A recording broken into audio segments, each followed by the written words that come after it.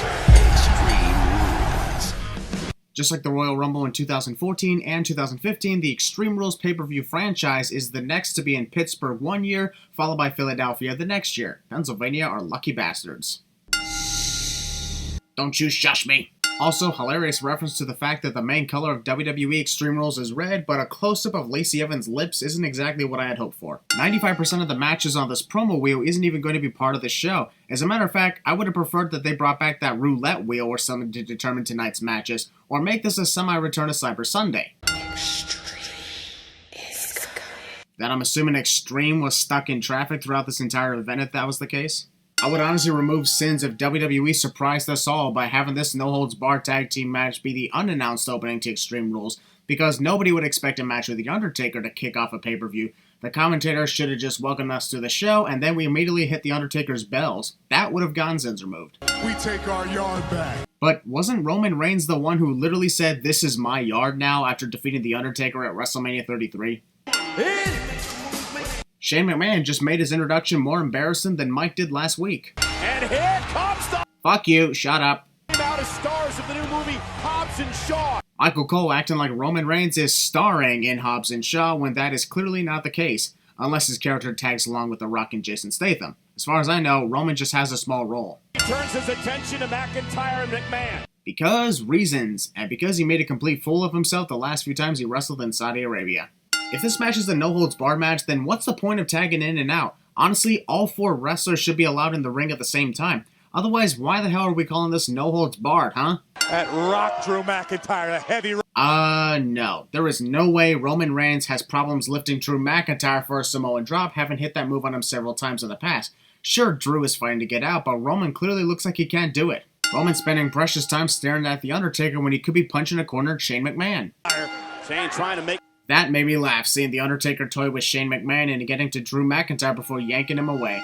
That's the same sort of... Oh! Good lord, that was so bad. I'm throwing in a double sin because Drew prepared to get kicked while trying to throw an obviously failing punch. Come on, man. No holds barred. Commentator constantly reminds us of the match stipulation as though we don't even know what they are, cliche. What Reigns and The Undertaker had... Roman threw himself forward a little too late from Drew's push, not to mention his hand got in the way. Another one of these nights. Samoa! Well, that was the weirdest Samoan drop I've ever seen. You might as well rename that Samoan throw. Damn it, Elias, your cue to attack was the moment Undertaker readied Shane for the last ride. For close to 10 seconds, Undertaker did nothing and made it obvious that he was waiting for you. Yet Roman's not getting up from that. It's Roman Reigns. Coast to coast and out. Copy, rest in peace, man. Wow, that was actually not bad. Alright, we're going somewhere with this finally. Top poster away. Not gonna lie, I was in shock that The Undertaker sat up after getting put through the announce table on a coast-to-coast garbage can to the face. At his age, I still get impressed with his demonic abilities. This cinematic image is all we need to be excited for a potential encounter between The Undertaker and Drew McIntyre. Amazing placement. Now, sending Shane McMahon. Hi, you failed. We're kinda 2.5 years too late for The Undertaker to be passing the torch to Roman Reigns, sorry. It's not like that. It wasn't like a romantic stroll or anything. The news is already out that Seth Rollins and Becky Lynch are a freaking couple. Why bother pretending that you don't take a romantic stroll when you obviously did? Also, Becky Lynch is clearly as uncomfortable having this relationship being a main focus on the main event scene as the rest of us watching. Liberty Bell, for example. Did you know it's got a crack in it? Can we please bring back the Seth Rollins who actually didn't make us cringe to death? Change the name from Raw Reunion to Random Reunion, and then it would make a lot more sense, because this was just randomly thrown out of nowhere. Extreme Rules is presented by... Skip! Are they getting a little too comfortable in that champ life? A little too comfortable in champ life? Renee Young thinks it's bad for the Revival to be comfortable with the fact that they are the Raw Tag Team Champions. If she was honestly a wrestler, she'd probably understand then, but she's not. Momentum cover kick. I don't think anyone would ever... Match begins with endless pinfalls, they don't even get a 1 count cliche. The Revival are new people now. The Revival has been around for years, and yet Renee still considers them to be new people. They're not freaking rookies or anything. Here comes Jimmy trying to... Scott Dawson saying night-night while laying down next to the unconscious Jey Uso was absolutely hilarious. When comedy is done right, it's awesome.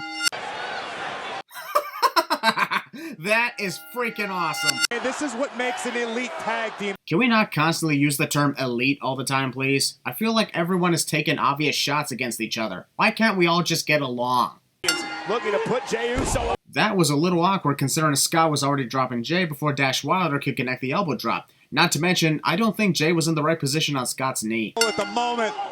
And this is where I add in a double sin, as Jimmy Uso didn't even connect that slap at all and Dash reacted too late from it, and just when the hot tag was made too. The titles. Kick out it. If you notice, the referee stopped counting and grabbed the middle rope before a kickout could even happen. Superplex. Splat. Oh, explode. And it's Scott. What an amazing series of maneuvers and counters to prevent the match from ending. Always hoped I'd see this between the Revival and the Usos. Well done. Tag. Here it is. The Shadow Revival retain. And a great combination of moves to win the match as well. It's a shame that we didn't get good matches like this before with the Revival, but better late than never. We miss Sheamus too. Just doesn't feel the same seeing Cesaro in the bright lights without Sheamus posing with him as the bar. Aleister, right infringement. Also, Cesaro making a dumb mistake by sitting down while Aleister Black is watching him. At least Aleister does it when his opponent is not within firing distance. See, Cesaro? This is how you do it. If you're going to infringe copyright, at least know how to do it properly. Nakamura, now the new Intercontinental Champion. We're in the middle of a first-time ever collision with Aleister Black and Cesaro, so let's randomly talk about Shinsuke Nakamura winning the Intercontinental title in a match irrelevant to this one. Brilliant and flawless idea. From Aleister Black. Aleister's punch clearly didn't connect with Cesaro in this exchange. Hope we don't see too much of that. Rope and a wall, wait for the At first I was worried there'd be a botch and I'd have to sin it, but I'm impressed that Cesaro caught Aleister Black, balanced him, and then tossed him in the air for an awesome uppercut. This is another awesome match. Oh, look at Cesaro again! Perfectly timed and perfectly executed. Takes a lot just to be lucky enough to connect that without messing up. Targeting the leg of Cesaro! I give major props to both Cesaro and Aleister Black on performing a great match, especially the way the ending was out of nowhere. Many complained that the match was too short, but it didn't feel like that to me. In less than 10 minutes, they put on what most 20 to 30 minute matches don't usually. Have you seen Hornswoggle? R-Truth looks to whisper in Alexa Bliss's ear, then proceeds to shout out loud. If I were Alexa, I'd kick him in his truths. Without even being called up to the main roster, the Street Profits are already stealing the show, and it's highly entertaining.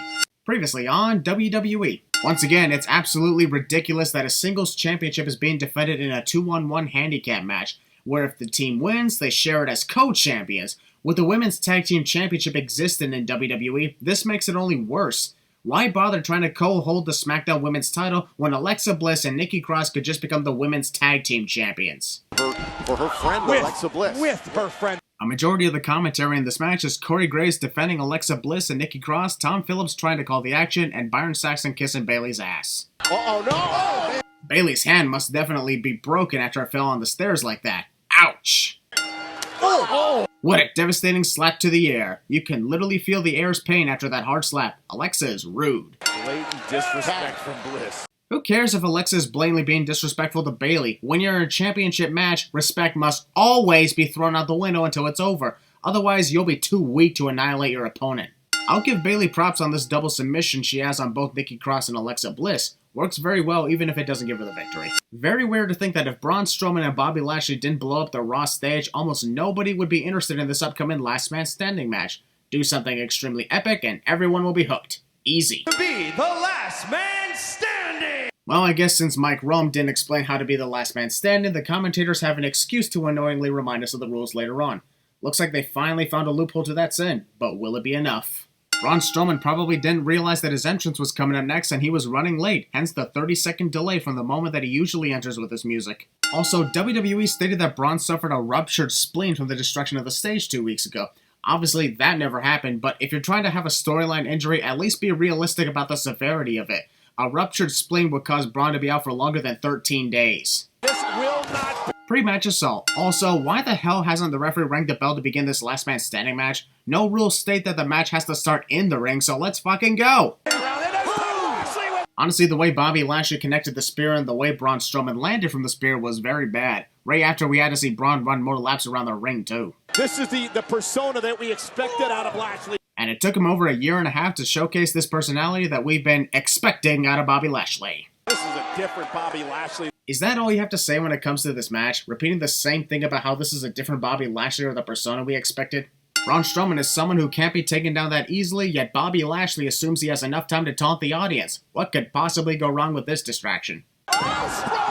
WWE's addicted to their own merchandise stands. Looks like this stand has been put out of business for the rest of the show. Where is the monster among men getting this Stupid question. It's freaking Braun Strowman. run? Yeah, Lashley. Copy Braun infringement. Well, somebody obviously saw the last man standing match conclusion between Alberto Del Rio and The Big Show 6 years ago. His feet, body.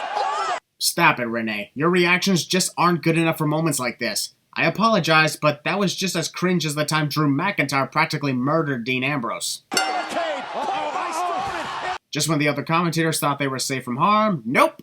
Somewhere backstage, Daniel Bryan just got incredibly pissed off at Bobby littering the recycling can. Hilarious mess of ketchup spread all over the barricade in the one place where Braun was tossed into by Bobby, making it seem like Braun was bleeding. Now Lashley. Obvious planted local independent wrestlers is obvious. Are you kidding me? Power! I'd be more excited to see what happened if the cameras were actually showing where they landed. Hell, we had camera crews following them up the stairs, so why didn't we just focus on those ones? Sure, we want a dramatic moment where Braun bursts through the wall, but what's stopping the referee from climbing back up the stairs and counting from above where he can actually see both the wrestlers? When he realized that he could have just done that, this dramatic blind count is all the more awkward. Like brothers. And they were falling further into the shadows, so I had to save them and rejoin just to make them look relevant again. That intoxicates my body. Maybe you should start drinking alcohol. Corey, stop taking my goddamn job! I'm a sinner, not you! There, I got mad at Corey Grace for stealing my job. Happy now? The German commentator seriously didn't fix their table? What a shame if they're going to be calling the action like that for the rest of this night. Only 2 teams are legal in the ring. Which is still the biggest bullshit rule in a match labeled a triple threat. Could tag in Otis or Tucker, Big E. And now I just got flashbacks to the time Big E tried pinning Kofi Kingston in the fatal 4-way tag title match at SummerSlam 4 years ago. Man, that was hilarious. Got your nose. Round we go. I'm so tempted to play the Spin Me Right Round song, but I know for sure Cesaro would hunt me down for replacing him with Otis. Look at Chris Farley and Rhino blended into one. What? Crashing down on Bryan and... Is Daniel Bryan pretending to be drunk and collapsing going to be his thing these days? Because it was only funny the first time. It is completely unbelievable that Otis succeeds with a caterpillar move that takes around 35 seconds to connect. Where's Tucker going? He's heading into Philadelphia to run up the stairs like Rocky Balboa while singing Hakuna Matata. Where the freaking hell do you think he's going? Jesus! Tucker's going up to the top turnbuckle. Tom Phillips just asked where Tucker was going and then immediately stated where Tucker was going, making his question earlier all the more unnecessary. Now things are getting intense. They usually tend to get more exciting in their last minutes, don't they? Otis debated about doing a suicide dive, chickened out at the last second, hesitated a lot, and somehow still took everyone down. Sorry, but I don't find that believable. Out of time. Bam! That could be it. Heavy Machinery once again stole the show in this tag team title match. Still boggles my mind on how they weren't the ones to win the tag team titles when they clearly earned them, but I'll still give them props by removing a few more sins. There is no way in hell this LaBelle lock is affecting Big E, considering his face is not even being pulled back and his head is still lying on the canvas. Daniel Bryan is such a freaking idiot. The moment you slap someone like Big E in the face, you deserve to lose the titles, haven't asked for it. Upon the New Day winning, Big E channeled his inner Samoa Joe and tried to strangle Xavier Woods to death. Of course, we're in Philadelphia, so let's give ECW fans some nostalgia. Not really that interested 2.5 hours into this 4-hour event. AJ Styles non-pyro. Another pre-match assault. And of course, we got AJ Styles pretending to shove Carl Anderson and Luke Gallows away, acting like he had nothing to do with it. This is a normal championship match. As if we weren't already pissed off at the lack of stipulated matches in tonight's Extreme Rules event, now we got Michael Cole blatantly reminding us of that just to further increase the anger. AJ Styles told Ricochet just stay down. AJ Styles actually believed that Ricochet would do what he said about staying down, despite the fact that it's a stupid request that works 0% of the time. Make you AJ Styles. Oh! Ricochet's moonsault was so effective that it cost 75% of the LED board to lose its power. I guess now this event is just called Rules, which honestly sounds a lot more accurate to this night's match card. Ricochet falls for this. Considering he has champion's advantage, I really don't see why he can't just ignore Luke Gallows and continue to focus on AJ. After all, the referee is watching, so if Luke struck, Ricochet would retain the title. 371 days. We don't care anymore that AJ Styles held the WWE Championship for just a little over a year. It's not relevant anymore. It may just... Oh, look at this. Well, damn, Ricochet once again shows how amazing he is in the ring with kick-ass moves like that. Oh, style. I'm removing another sin for the way Ricochet was caught on the top rope from that suplex. Never thought I'd see that. Right Big into the jaw. forearm. Are you freaking serious right now? Michael Cole just referred to the phenomenal form as a simple big forearm. That is so embarrassing. Gallows can't because the official. Luke Gallows is a dick to Ricochet's one and onlys. Oh my God, not from there. You got. That was no doubt a brutal Styles clash and an awesome way for AJ Styles to win the United States Championship for the third time. Was a pretty extreme match, not gonna lie. And Kevin Owens complained of wrestlers who are not competing at tonight's Extreme Rules. Both Finn Balor and Shinsuke Nakamura actually did compete. It may have been on the pre-show, but they were in the same arena on the same night. Also, why the hell is The Rock on this list? Also, this impromptu match with Dolph Ziggler and Kevin Owens is a complete waste of time, given it only lasts 17 seconds. And of course, impromptu matches are always a sin, as they, like this one, have no business being on the already stacked pay-per-view card. Will be the death. Rope assault. And just like that. And just like that, Dolph Ziggler has been shoved away more than he already has, and I never even thought that was even possible. That is such a shame. 5 sins added for wasting our time. So this random match with Dolph Ziggler existed just so Kevin Owens could cut another promo towards Shane McMahon? We could have just had Kevin show up and cut the promo instead of having to compete for 17 seconds. Shane McMahon can kiss my ass. Damn right. Pre-match interview. To get the Kofi Kingston is such a monster in this case, letting a lot of the pancakes go to waste by having them fall on the floor away from the fans he's tossing them to. People work hard to prepare those pancakes, man. Kofi. Oh, watch out. Oh. Well, hopefully that shows Kofi that simply giving Samoa Joe a dropkick early on in the match isn't going to help his case. Gotta find a better strategy than that. Samoa Joe's looking at Kofi Kingston like lunch. Corey Graves believes Samoa Joe is a cannibal. The title can only change hands. Via pinfall or submission, yeah, we already know that's stupid. What do you take us for, some sort of rookies? Monologuing is a villain's greatest weakness, and Samoa Joe still hasn't figured that out by this point. Oh, no. Well, somebody obviously saw Triple H trying to rip apart Dave Bautista's fingers at WrestleMania earlier this year. Bomb into the cover. Shoulders are down. The referee taking forever just to get himself in position to count the pinfall. Hurry up, will ya? Oh, it's over. Kofi Kingston. Wait, what? That was it? Samoa Joe was still fresh, and it took a Trouble in Paradise that barely connected with his shoulder to finish him off? They're really making it look like Joe's not that big of a threat that can easily be put down. And that's pathetic. I think we can all agree that when I say Baron Corbin and Lacey Evans have had way too many consecutive championship opportunities to get their respective titles. The fact that they failed every single time makes this even worse. This should not even be existing as the main event. Also, I'm throwing in another 5 sins because WWE was so desperate to have the real-life relationship between Seth Rollins and Becky Lynch as a main event attraction. Nobody cares about the relationship as we are all irrelevant to it. Ah, Carmen Sandiego!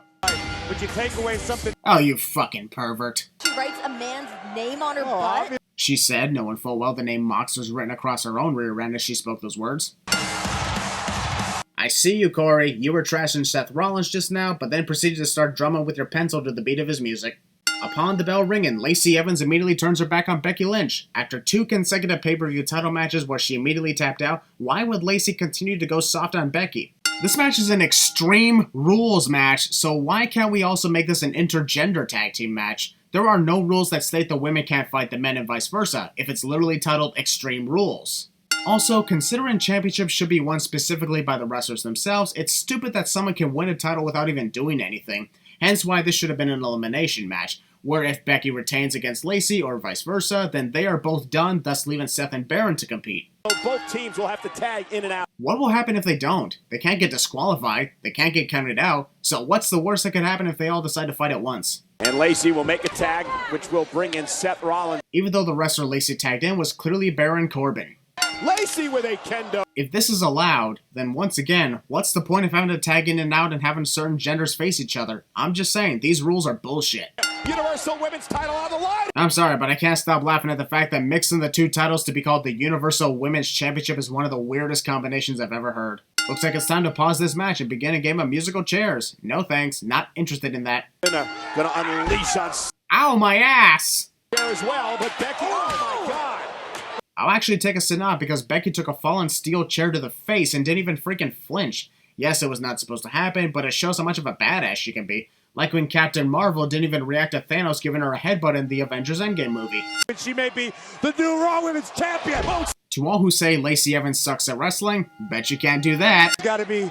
This is a. Seth Rollins realized that this match was anything but extreme, so let's bring in some tables. Hopefully that'll work. Also, about 3 minutes of setting up tables, which of course allows Lacey and Baron to recover and take advantage of the match. What's more destructive than one kendo stick? Two kendo sticks! Yes! That's how it feels! Sorry, I'm just a huge fan of intergender wrestling and that was fucking awesome to see. I'll throw away another 4 sins because the way Seth Rollins won the match was amazing, by absolutely brutalizing and nearly killing Baron Corbin following the end of days to Becky Lynch. This match didn't end in any bullshit manner in my opinion. I don't think it's legal for Paul Heyman to be the one to cash in the Money in the Bank briefcase considering it's Brock Lesnar who's got the... Jeez, never felt this Infinity Gauntlet increase like that. Is it trying to tell me that something extremely sinful is about to happen? 3-time Universal Champion! I will at least admit this was not as bad as Crown Jewel. Shut up, I just said the name. Anyways, yes, it's absolute bullshit that Brock Lesnar is Universal Champion once again. By the way, some guy told me not to add 1,000,000 sins for this moment, so I won't snap that amount for him.